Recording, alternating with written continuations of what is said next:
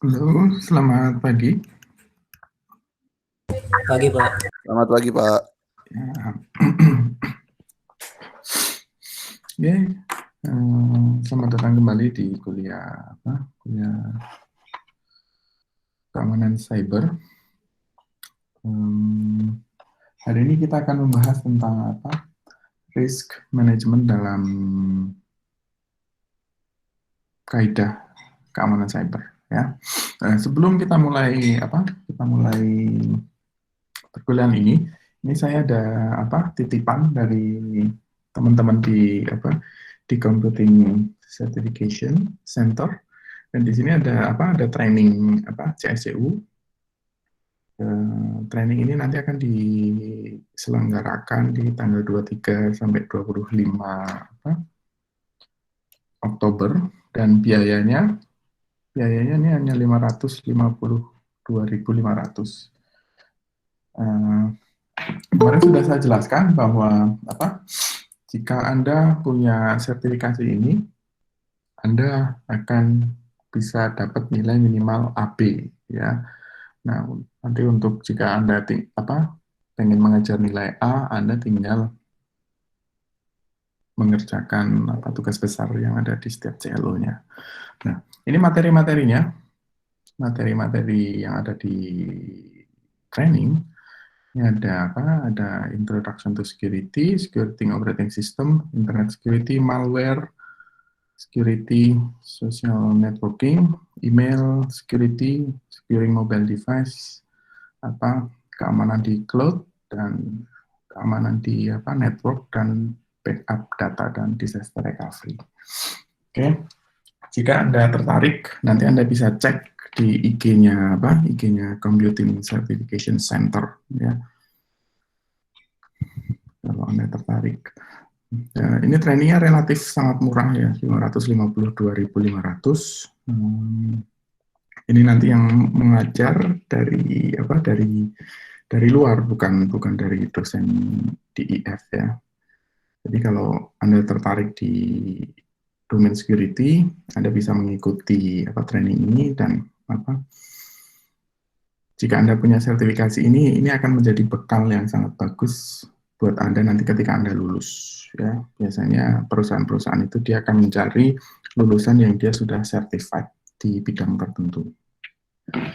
Oke.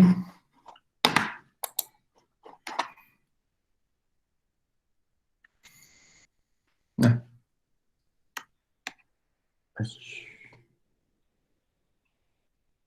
oke, kita mulai materinya.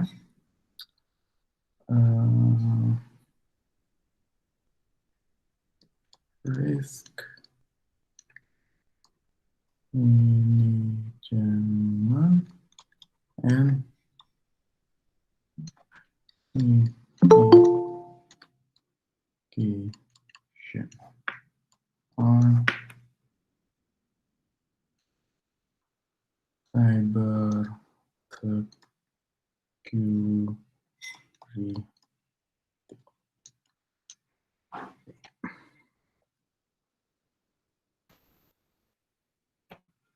Nah, sebelum kita membahas tentang risk ini, kita harus tahu terlebih dahulu beberapa definisi atau beberapa item yang menjadi komponen dari risk tersebut. Nah, yang pertama yang harus kita tahu adalah aset.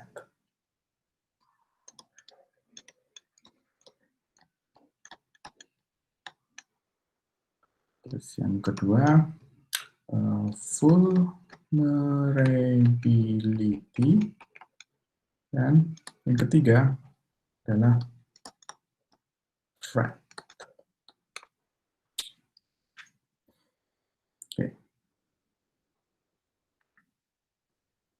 Oke, kita masuk ke poin yang pertama dulu. Apa yang dimaksud dengan aset?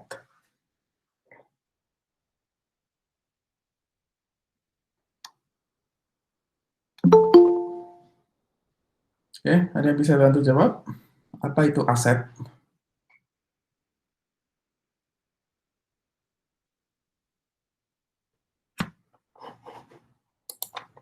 Informasi. Oke, salah satu itemnya,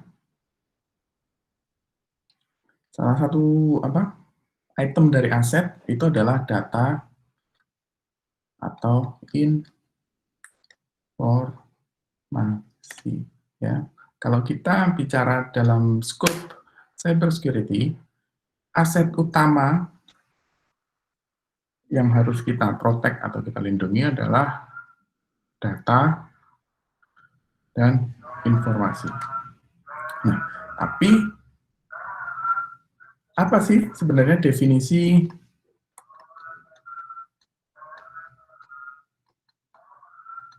dari aset itu?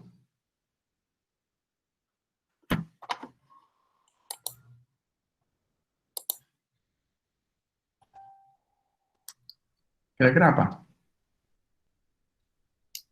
Segala sesuatu yang memiliki nilai.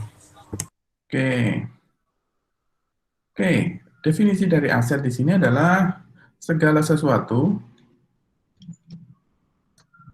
yang memiliki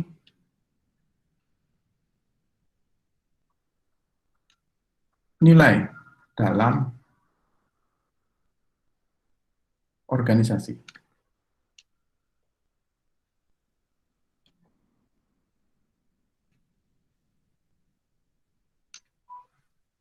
Nah, value, nilai. Nah, contohnya apa? Aset.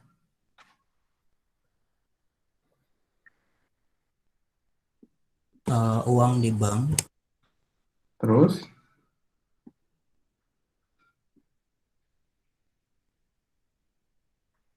oke, let's say contohnya, misalkan tanah, bangunan, terus kendaraan, terus sini perhiasan, terus deposito atau uang, tabungan,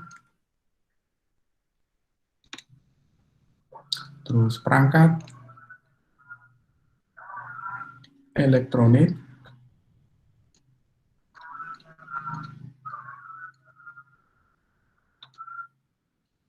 terus SDM, ya, sumber daya manusia. Nah, SDM di sini ini juga masuk ke dalam aset di suatu organisasi atau perusahaan. Ya, kalau kita bicara dalam scope manajemen, sumber daya manusia itu masuk ke dalam aset. Nah, kalau kita spesifik dalam kaidah cybersecurity, dan aset kita adalah data.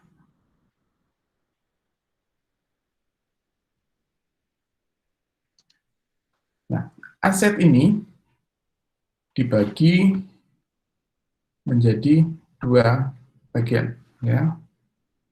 Yang tangible asset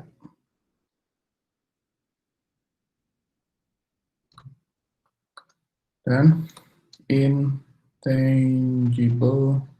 asset. Ya.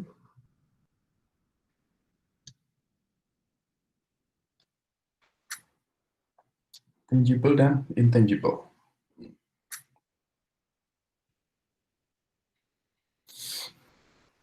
Oke.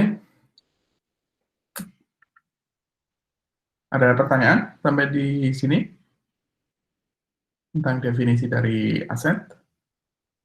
Saya Pak, kenapa SDM dianggap sebagai aset?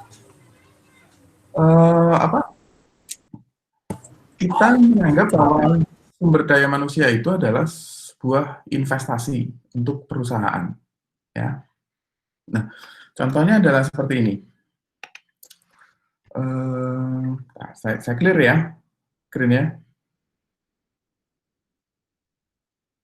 Okay. Let's say di sini ada company.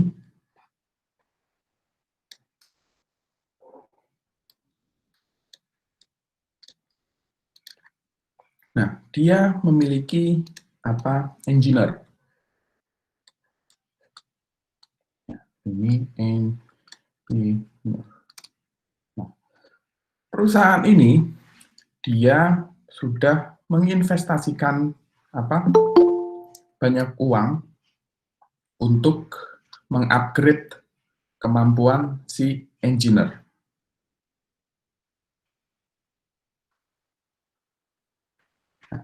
Nah, engineer ini dibiayai oleh perusahaan untuk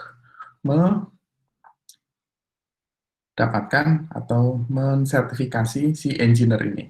Nah, let's say misalkan dia memiliki sertifikasi CH, terus CHFI, terus CISA,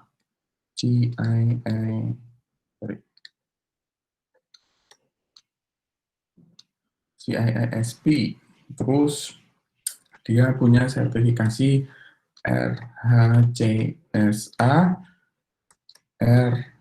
RHCI. Terus juga si engineer tersebut, dia juga punya kemampuan di bidang audit sistem informasi. Dia punya sertifikasi ISO 27001 lead auditor atau lead implementer. Nah, perusahaan membayari si engineer ini untuk memiliki semua sertifikasi ini. Nah, biaya investasi perusahaan untuk mendapatkan sertifikasi ini, cost-nya besar. Ini mungkin bisa 150 juta. Hanya untuk satu engineer ini. Nah, perusahaan nanti dia akan mendapatkan keuntungan dari si engineer ini. Nah, si engineer ini dia nanti akan mengerjakan suatu project yang berhubungan dengan sertifikasinya ini. Nah, perusahaan menjual layanan konsultasi atau layanan implementasi kepada kliennya. Pasti kliennya dia minta kepada perusahaan tersebut, ke company-nya tersebut, engineer-mu punya sertifikasi apa? Oh, engineer saya punya engineer dengan kualifikasi sertifikasi seperti ini.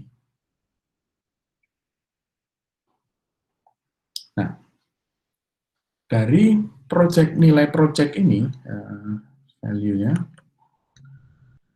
nilai project ini nanti dia akan memberikan keuntungan kepada perusahaan ini.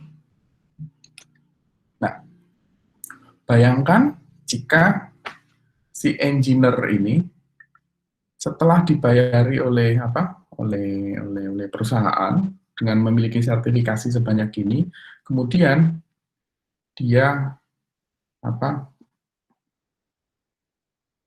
keluar.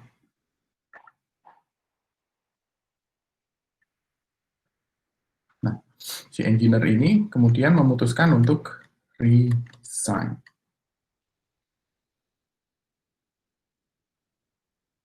Apa yang terjadi? Perusahaan tersebut dia tentu akan rugi dari sisi biaya investasinya, ya 150 juta ini, dan kedepannya perusahaan dia tidak akan bisa lagi mendapatkan nilai project yang memberikan value keuntungan kepada perusahaan tersebut karena engineer-nya cabut,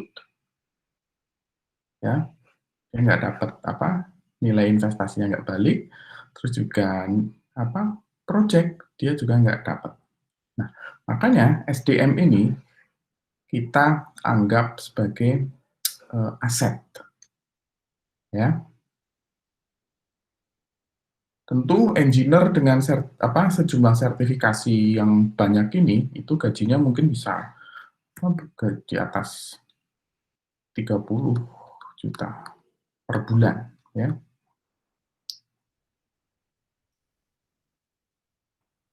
Nah, perusahaan dia akan berupaya sebisa mungkin si engineer tersebut tetap di perusahaan tersebut, ya. Oke, jelas? Jelas, Pak. Nah, terus kemudian yang kedua, poin yang kedua, tadi aset sudah, yang di sini adalah vulnerability. Apa yang dimaksud dengan vulnerability? Masih ingat di pertemuan kemarin?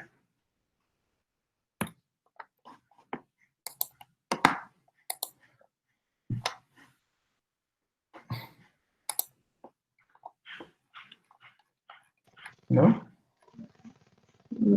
Kerentanan dalam sistem, Pak. Kerentanan dalam sistem. Oke, definisi singkatnya adalah weakness in the system. Ya, weakness ini adalah apa, kerentanan. Weakness ini dari mana aja? Nah, weakness di dalam suatu sistem. Nah, weakness di sini bisa mulai dari desainnya. Dari awal, desainnya sudah salah. Terus dari sisi implementation-nya, dari sisi apa, code-nya,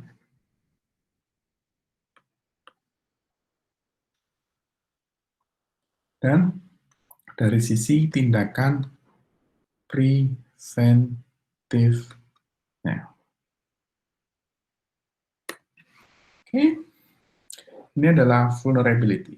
Gampangannya adalah kelemahan yang ada di dalam suatu sistem. Nah, kelemahan ini bisa mulai dari desain, terus implementasi, terus apa, source code di dalam aplikasinya, dan usaha preventif di dalam sistem ketika sistem tersebut sudah running.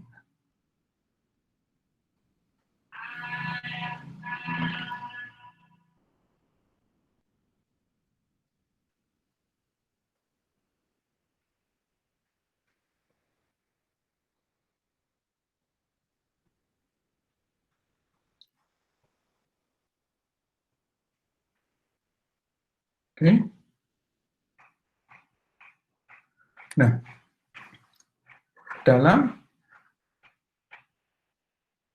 kaidah cybersecurity, nah, vulnerability ini kita anggap sebagai internal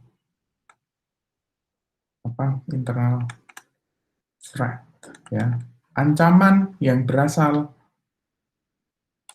dari dalam, ya, ancaman yang berasal dari dalam, vulnerability.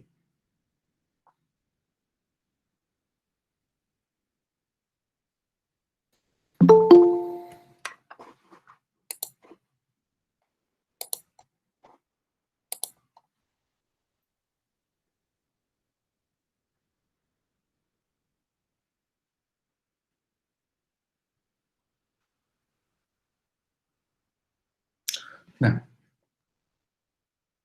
ada contoh bagaimana weakness dari sisi desain.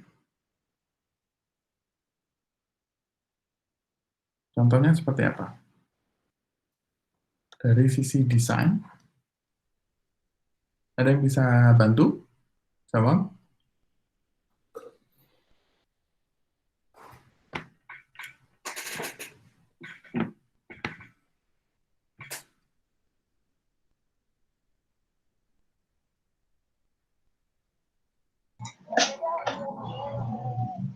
Halo?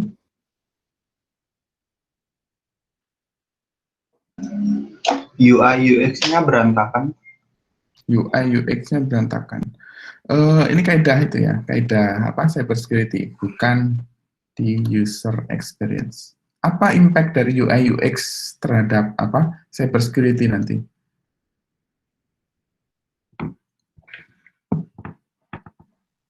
Kalau menurut saya ini pakainya pas perancangan awal aplikasinya itu ada beberapa yang miss atau ada yang salah gitu.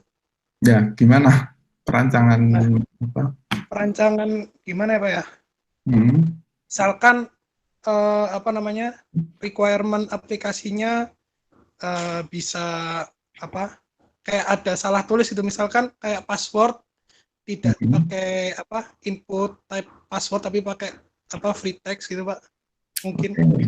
Ya, ya. Nah, oke, kita bahas di sisi apa? Oke, ini saya clear ya.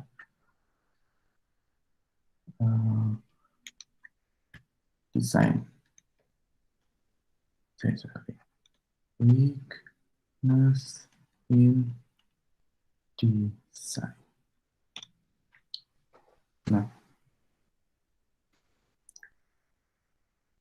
Nah, di sini ada sebuah aplikasi, ya.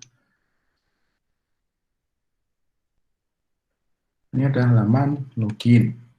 Nah, Anda ditugaskan untuk mendesain sebuah interfacing aplikasi, interface aplikasi, UI UX-nya is good. UI UX ini bagus. Nah, Anda mendesain bahwa di sini apa? Ada halaman login, terus di sini ada tombol login, terus di sini ada option apa? Remember me. Ya. Masih ingat ya? Anda sering menemui aplikasi dengan apa? Dengan remember my password di halaman login ya. Iya, Pak. Nah, Ya, Pak. nah, Iya, Pak. Anda mendesain apa aplikasi tersebut dengan interface seperti ini. Nah, kira-kira ada nggak kelemahan dari apa desain aplikasi seperti ini dengan memanfaatkan fitur Remember Me untuk login page-nya? Ada nggak kelemahannya? Ada Pak. Apa-apa? Ya dari remember me itu Pak Iya. kerentanannya. Nah. Apa ya? Kalau misalkan dia laptopnya dipinjam temennya gitu, terus habis itu Yeah. temennya ngeklik remember me, kan tetap masih bisa masuk. Ya. Nah, dari desain aplikasi ini, ya, ini nanti akan berimpact terhadap poin confidentiality. Ya. Kerahasiaan data aplikasi yang ada di dalam aplikasi ini nanti akan terdampak terhadap desain aplikasi yang Anda buat. Let's say misalkan Anda biasa menggunakan aplikasi tersebut, terus kemudian Anda mengklik mengaktifkan nih, valid user. Nah, Anda login ke dalam aplikasi ini, valid user. Nah, terus Anda mengaktifkan fitur Remember Me. Nah, terus kemudian ada attacker atau let's say attacker ya. Attacker, dia melakukan social engineering terhadap Anda, ya. Social.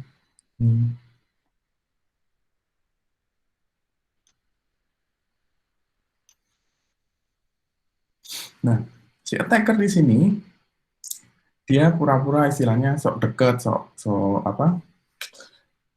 kenal, ya. Atau mungkin antara valid user dan attacker di sini ini udah apa istilahnya udah jadi semacam teman ya, teman dekat. Nah, tiba-tiba si attacker di sini dia punya niat jahat terhadap Anda. Nah, attacker ini pura-pura meminjam laptop Anda ya, laptop Anda untuk masuk ke dalam aplikasi ini. Si attacker di sini dia tidak tahu credential dari valid user ini apa. Nah, salah satu caranya untuk masuk ke dalam aplikasi ini adalah dengan menggunakan teknik social engineering, ya, social engineering. Dia nanya-nanya nih, itu aplikasi apa sih? Kok bagus? Boleh dong pinjam laptopmu, aku pengen daftar ke situs itu, kayak gitu. Nah, akhirnya karena valid user di sini dia percaya oleh attackernya, maka si valid user dia meminjamkan laptopnya ke attacker. Terus kemudian tanpa valid user tahu, si attacker di sini dia akan masuk ke dalam aplikasi ini dengan memanfaatkan fitur Remember Me di aplikasinya. Maka si attacker dia bisa masuk ke aplikasi ini sebagai valid user. Kalau dia sudah bisa masuk ke dalam aplikasi ini dengan sebagai valid user, ya udah, dia ada kemungkinan untuk mengganti password, bahkan mengganti seluruh informasi yang ada di dalam aplikasi ini. Ya, ini dari sisi desain. Ya. Nah, materi tentang apa UI UX ini, ya, mekanisme keamanan seperti ini nanti akan kita bahas di pertemuan minggu depan tentang usable security, ya. Ini nanti usable security ini nanti kombinasi dari apa cyber security dengan apa UI UX, ya, kombinasi dari UI UX dan cyber security. Ya, kita bahas materi apa usable security itu nanti di minggu depan. Oke, jelas? Ada pertanyaan? Jelas, Pak. Nah, terus kemudian dari sisi weakness di implementation.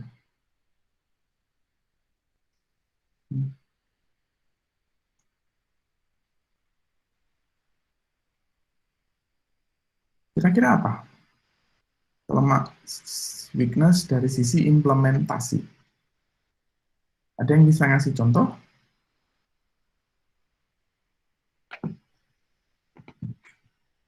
Mungkin dari segi coding, Pak. Coding, gimana coding? Mungkin di satu kasus ada dari back-end-nya mungkin ada sesuatu yang harusnya pas codingnya itu sesuai dengan standarisasi ini, tapi mungkin dari programmernya itu lalai satu fungsi itu tidak secure gitu, Pak.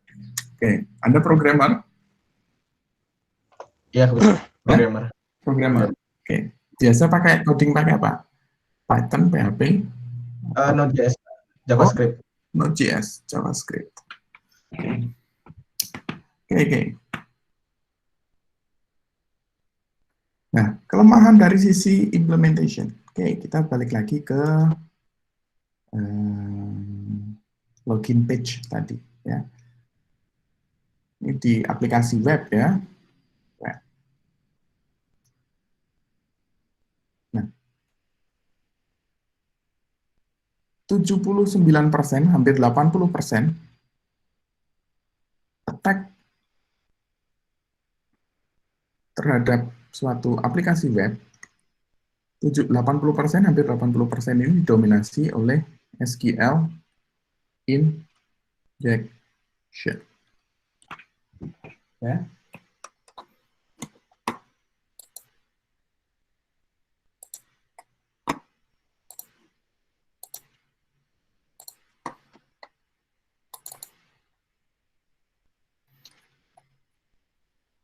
Nah, kalau Anda deploy aplikasi, pasti Anda melakukan input sanitation nggak?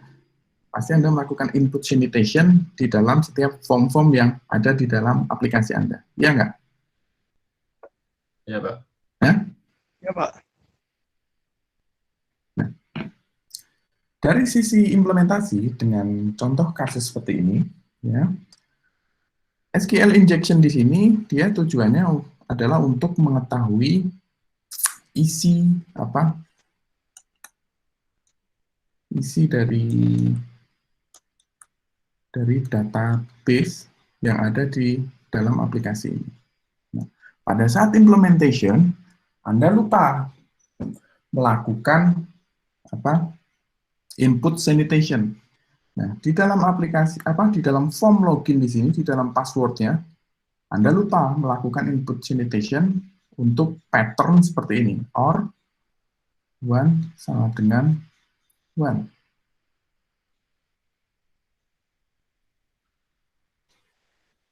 Nah, apa yang terjadi ketika Anda tidak melakukan input sanitation dan mengizinkan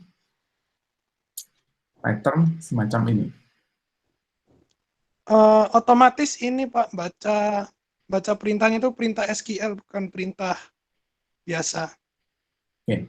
Kalau kita define, ya, kalau kita breakdown ke dalam SQL language-nya, nah, biasanya kalau dalam dalam query di dalam login ini, query-nya adalah select count from table name, ya, misalkan tabel user, where username sama dengan misalkan apa ya,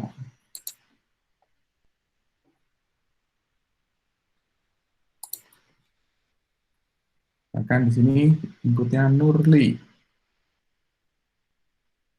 ya, username sama dengan Nurli, and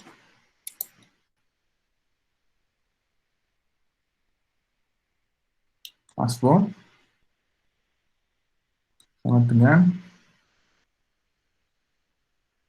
passwordnya apa?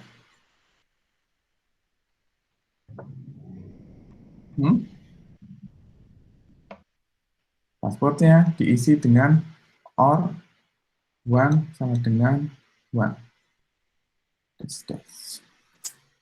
Nah, apa yang terjadi ketika Anda menjalankan query ini di dalam database?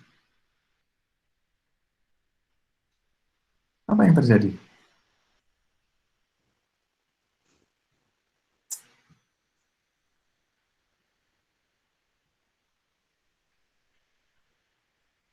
Ada yang bisa jawab?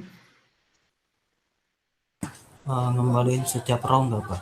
Hah? Apa? Ngembaliin total row bukan? Ngembaliin total row. Ngembaliin total row. Oke. Total row yang kayak gimana? 1 hanya untuk record ini, untuk Nurlinya, atau gimana? Nah, oke. Nah, query ini, ya, query ini yang saya garis hijau. Ketika saya melakukan query dengan username Nurli dan passwordnya kosong ya, ini dianggap sebagai null, ya, false. Dia mereturn kosong. Tanda petik ini, ya, ini dianggap sebagai komen baru di dalam SQL. Nah, kalau 1 dengan 1, berarti value-nya adalah 1. Ya. Ya. Nih, ini dulu. Nih. Yang 1 dengan 1, nilai value-nya 1. Kemudian antara 0 dengan 1 kita OR-kan, value-nya jadi 1. Nah, secara otomatis komen ini dia nanti akan mengedump seluruh isi yang ada di dalam tabel user. Oke, itulah kejadian ketika Anda tidak melakukan input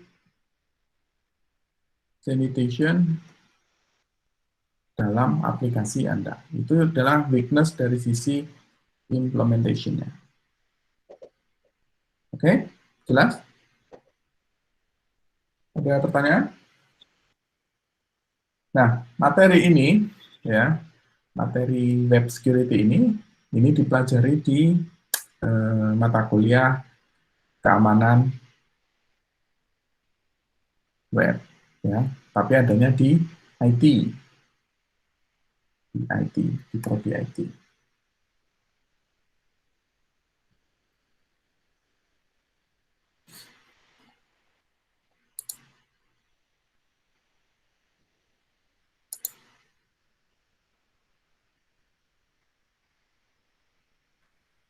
Nah, next ya. Nah, oke, sekarang kita bahas tentang threat. Apa yang dimaksud dengan threat?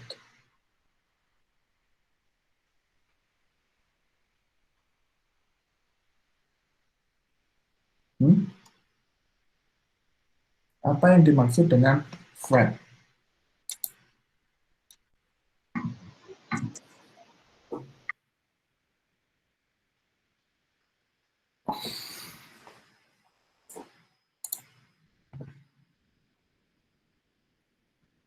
Threat berarti ancaman ya.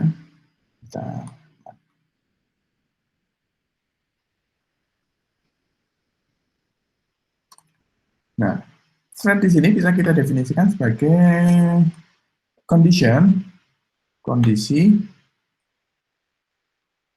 yang dapat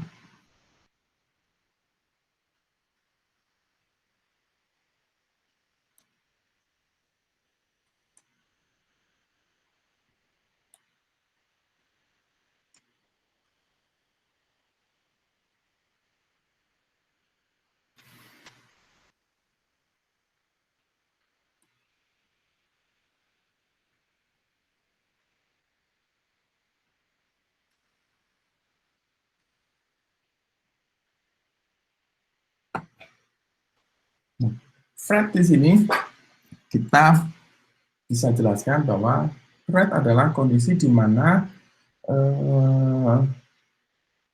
setiap aksi tersebut dapat menyebabkan bahaya, hilang atau kerusakan, atau bahkan dia bisa mengkompromis, mengganggu terhadap suatu aset.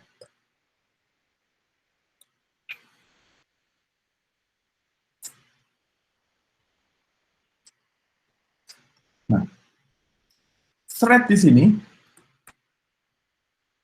tidak dapat kita hilangkan, ya. Tidak dapat dihilangkan, tapi yang bisa kita lakukan, kita bisa reduce risk-nya.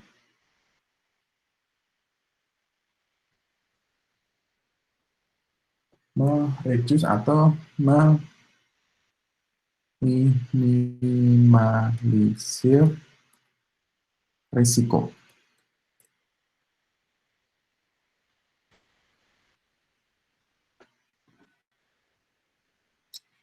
Oke?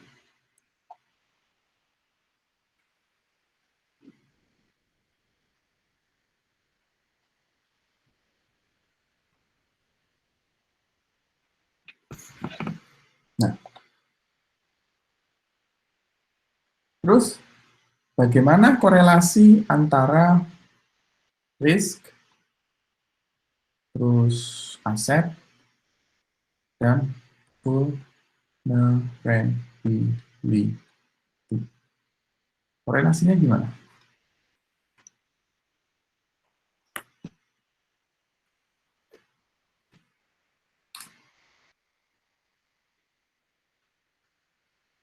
Oke, kita buat kita bikin semacam ilustrasi ya. Nah, untuk menjelaskan korelasi antara aset, risk, dan vulnerability-nya. Nah, let's say Anda punya rumah. Ya. Home. Nah, di dalam rumah terdapat barang-barang Anda. Ya, ini Anda punya beberapa barang-barang, misalkan laptop, PC, gaming, terus apa lagi kalau mahasiswa tuh, HP-nya iPhone 11 Pro, terus apa lagi?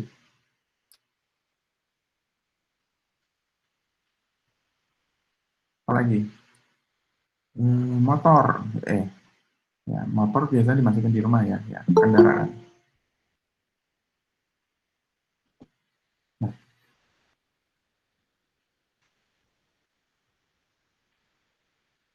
ini ya barang-barang ini yang ada di dalam rumah Anda, ini kita sebut sebagai aset.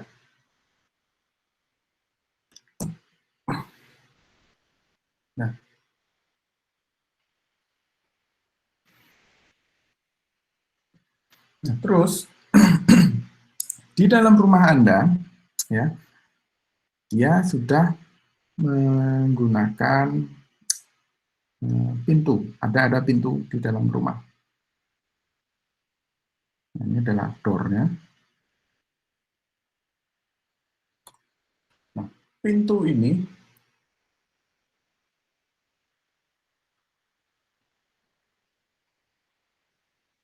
pada saat Anda pergi, Anda lupa mengunci pintu ini, ya, mengunci pintu ini. Atau pintunya menggunakan pintu apa? Pintu fingerprint. Ya, ini adalah fingerprint door.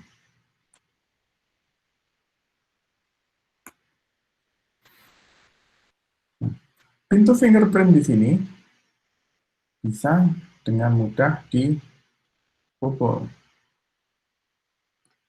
ya, dengan memasukkan dengan Anda mengcoding ulang di pintu ini. Nah, kemudian ada attacker atau ada pencuri yang dia ingin mengambil atau mencuri aset Anda.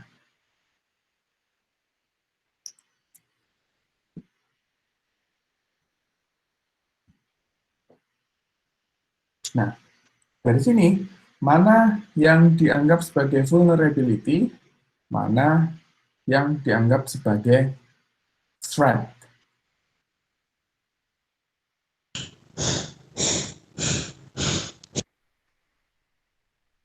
Ya, halo? Saya Pak, kalau vulnerability itu pintunya Pak, lalu untuk threat-nya itu pencurinya Pak. Ya. Oke. Nah, ini pintu ini kita anggap sebagai vulnerability dan pencurinya kita anggap sebagai threat.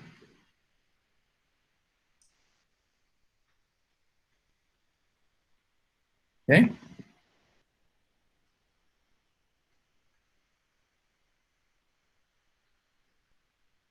Oke, jelas ya? Nah, contoh lain.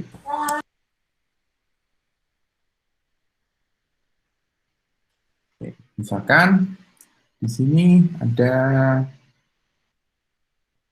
sungai,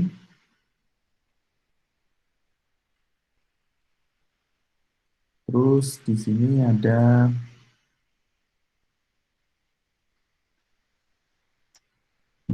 jembatan.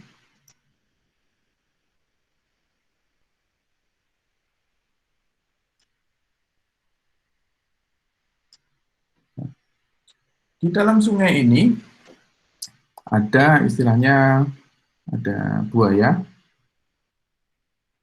Ini buaya. Terus di sini juga ada ikan piranha.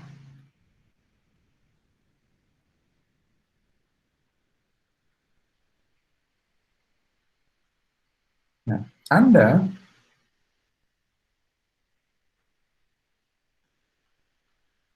akan berjalan melintasi atau Anda berjalan untuk menyeberangi sungai ini, sungai yang ada piranha dan buayanya. Nah, tapi untuk menyeberangi sungai ini Anda harus melewati jembatan ini.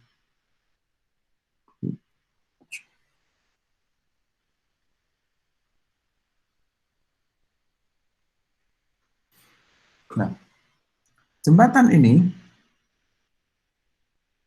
dia memiliki kelemahan, ya, weakness-nya.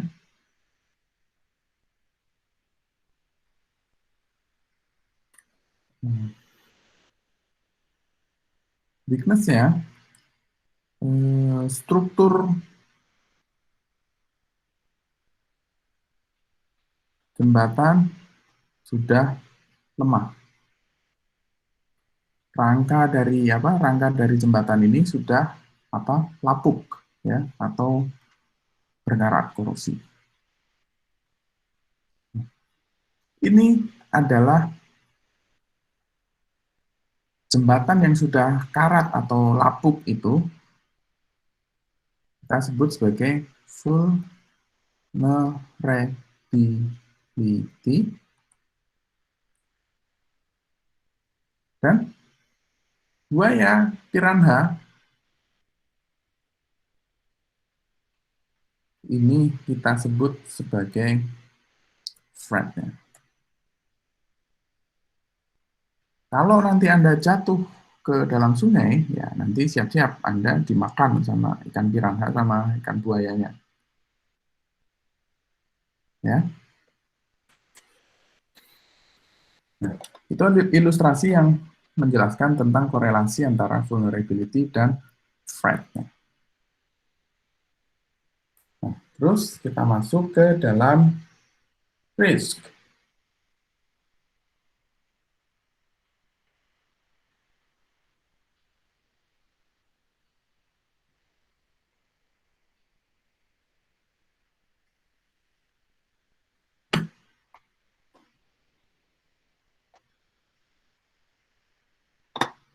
Nah, apa yang dimaksud dengan risk?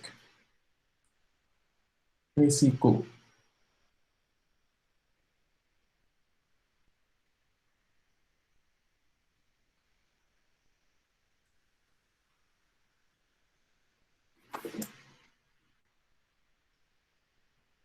Halo? Ada yang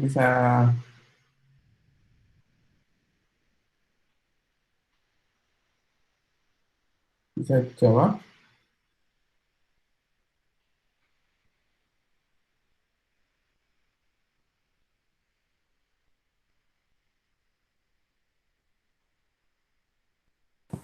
Peluang kerusakan mungkin, Pak, atau peluang kerusakan atau resiko dari suatu sistem, desain dari suatu sistem. Risk adalah probabilitas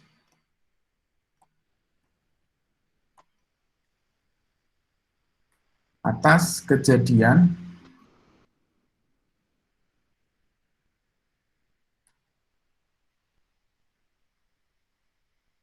dari suatu thread.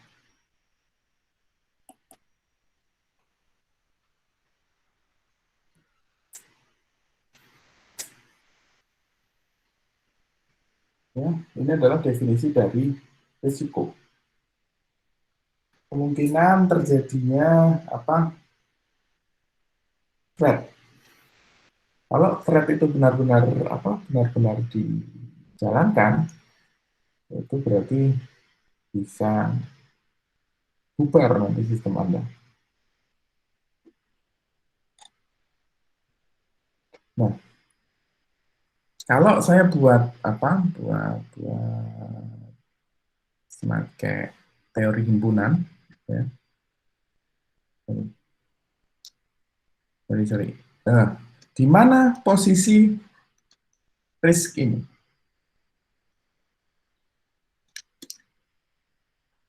Dalam aset, terus vulnerability, dan threat.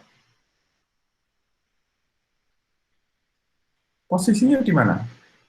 Di dalam Di aset, Pak. Hah? Di aset? Mungkin. Yang lain? Di mana-mana. Di mana-mana. Di mana-mana itu di mana? Everywhere.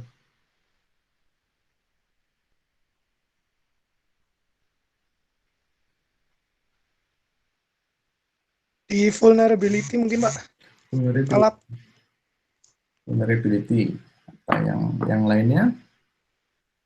Oke. Ini saya clear screen ya.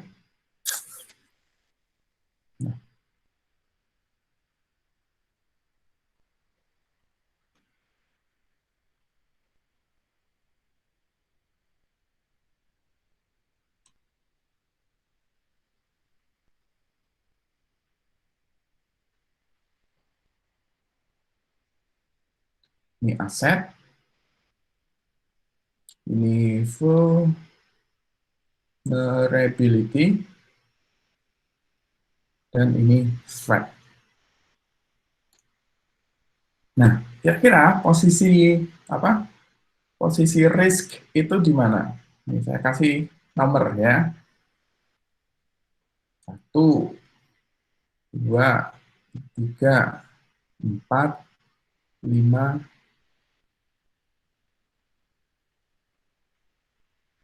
6, 7. Di angka berapa posisi risk itu? 2, 3, 4, 5. Hah? 1, 2, 3, 4, 5? 2, 3, 4, 5. 3 apa kayaknya? 3. Siapa yang jawab 3 tadi? 2. Hah? Siapa yang jawab 3? Ayo, tanggung jawab. Kenapa 3?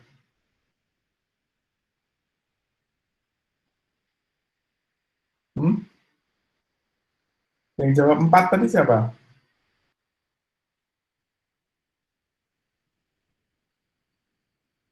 Halo? Yang jawab 4 siapa?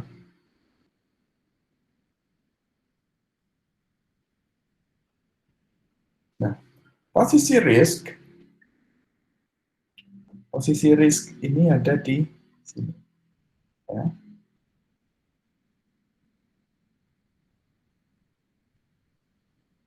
Irisan antara aset, vulnerability, dan threat.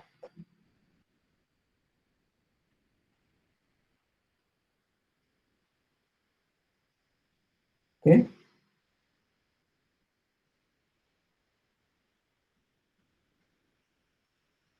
Nah, risk di sini dia nanti pasti akan mengancam aset kita, ya.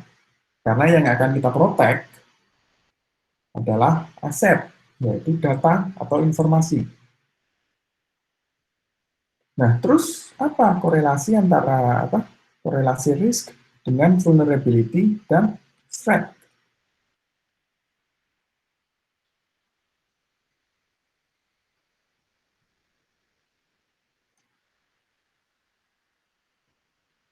Relasinya apa? Risk akan terjadi jika ada celah, lalu ada yang mengetahui celah itu. Oke, risk dia akan terjadi jika ada apa? Vulnerability. Ya, siapa tadi? Mas siapa? Andi, Pak. Andi. Apa? Ya, bilang.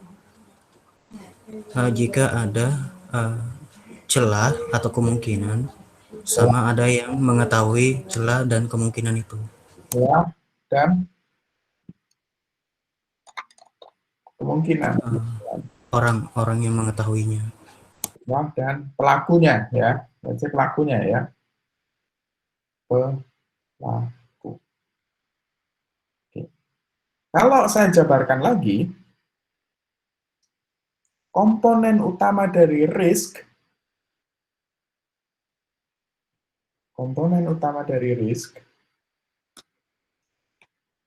adalah vulnerability dikali dengan threat. Ya. Ini adalah komponen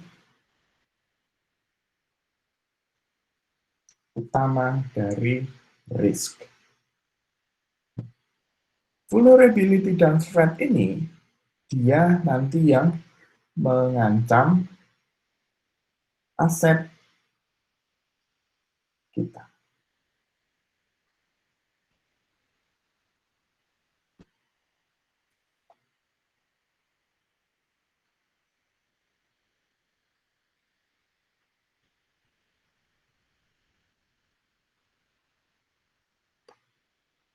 Oke, jelas? Jelas, Pak.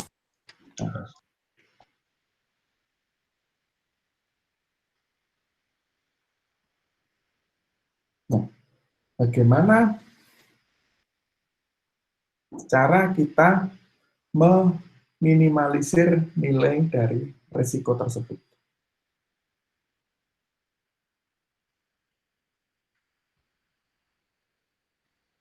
Ya, ada kemungkinan risk ini nilainya 0. Ya, ada kemungkinan value dari risk ini value-nya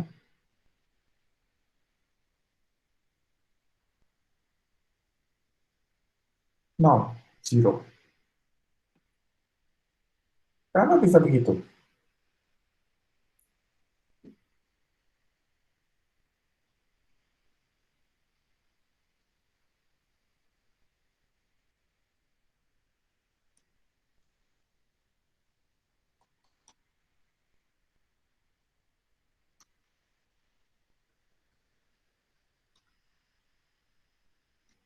Nah, oke, let's say ada suatu aplikasi yang dia sangat vulnerable terhadap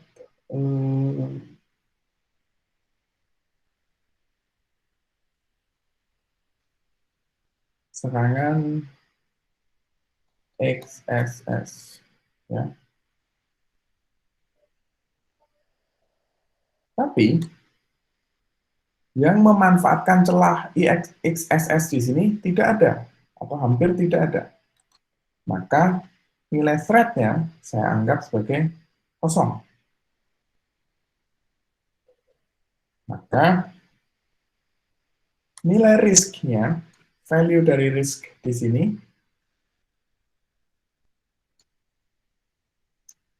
kita anggap sebagai nilainya sama dengan 0. Contoh lagi. Saya apa? Saya tabel ya. Biar gampang antara vulnerability dan threat. Nah, terus juga ada threat, yaitu ancaman Heartbleed. Anda pernah dengar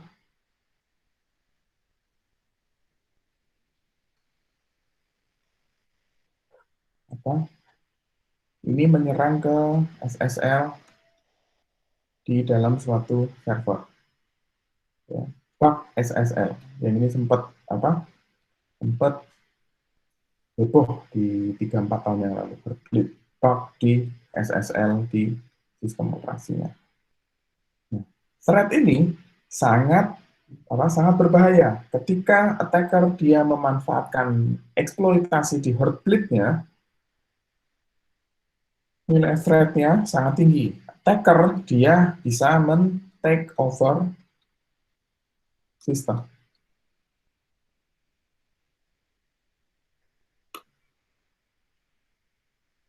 Nah, tapi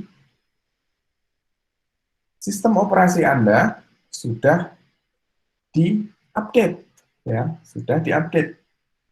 OS Anda sudah OpenSSL-nya sudah di-upgrade ke versi yang jauh di atasnya, sehingga sistem operasi Anda tidak vulnerable terhadap serangan heartbleed ini.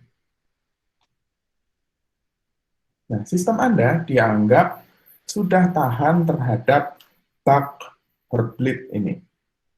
Maka nilai vulnerability-nya dianggap 0.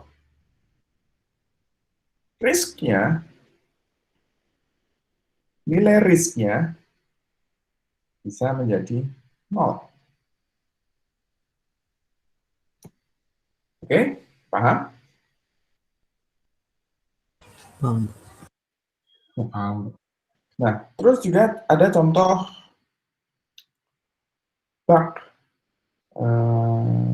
di image magic, image processing di dalam Unix. Nama bug-nya itu adalah image tragic. Nanti Anda browsing aja ya di internet. Nah, image tragic di sini memanfaatkan celah keamanan yang ada di image magic.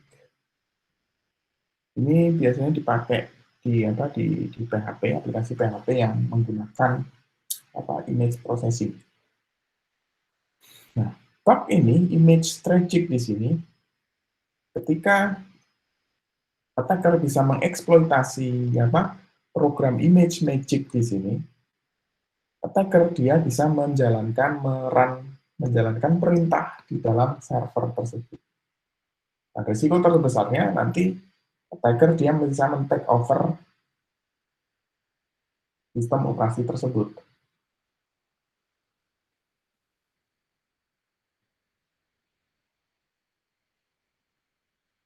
Nah,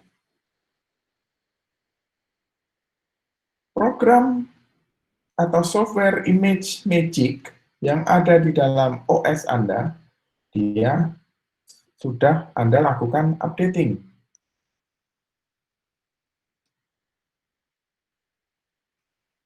Sudah Anda lakukan updating. Nah, ketika attacker akan menjalankan exploit image tragic terhadap sistem operasi Anda,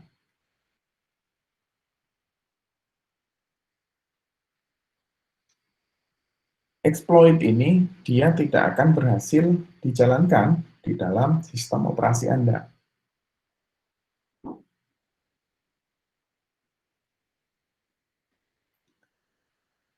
Sistem Anda sudah dinaikkan versinya, versi image magic-nya, sehingga operating system Anda tidak memiliki vulnerability terhadap bug ini. Dia tidak vulnerable terhadap exploit image tragic. Nah, nilai di sini 0. Nilai vulnerability-nya 0. Tapi, dari sisi nilai threat-nya, ini bisa mendekati 1. 0 kali 1 berarti 0. Risk-nya nggak ada. resiko terhadap serangan image tragic di dalam sistem Anda kosong, karena Anda sudah melakukan updating di image magic. Oke, jelas? Halo? Jelas, Pak. Cukup jelas, Pak. Ya. Jelas, Pak. Oke.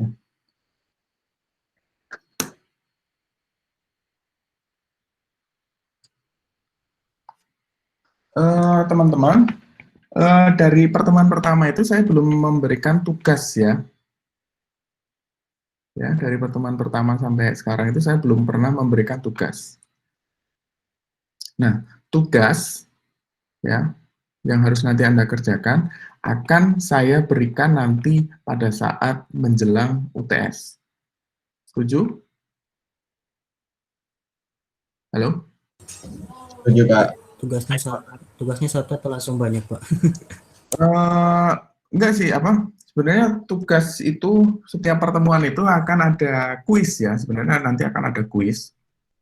Setiap pertemuan itu harus ada kuisnya. Nah, karena saya tahu bahwa mahasiswa itu dia baru akan belajar pas nanti mendekati UTS atau UAS, ya enggak? Sekali, Pak. Nah, maka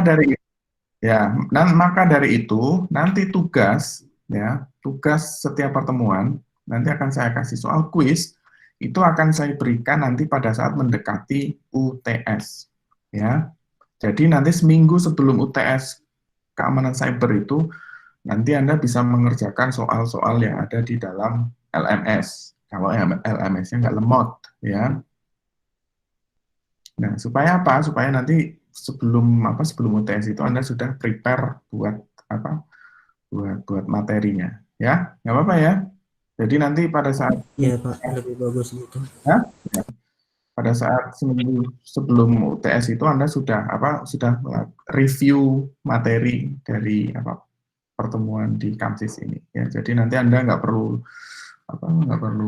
belajar berat-berat pada saat ujiannya, ya, nggak apa-apa ya. Iya, Pak. Ya. Oke. Untuk kuliah hari ini cukup sampai di sini dulu ya. Nanti lanjutan dari materi ini akan saya buatkan videonya. Jadi nanti Anda tinggal lihat di YouTube-nya aja, ya. Oke. Terima kasih atas kerjasamanya untuk pertemuan hari ini. Tetap sehat selalu dan wassalamualaikum warahmatullahi wabarakatuh. Waalaikumsalam warahmatullahi wabarakatuh. Terima kasih, Pak. Terima kasih, Pak. Terima kasih, Pak. Ya.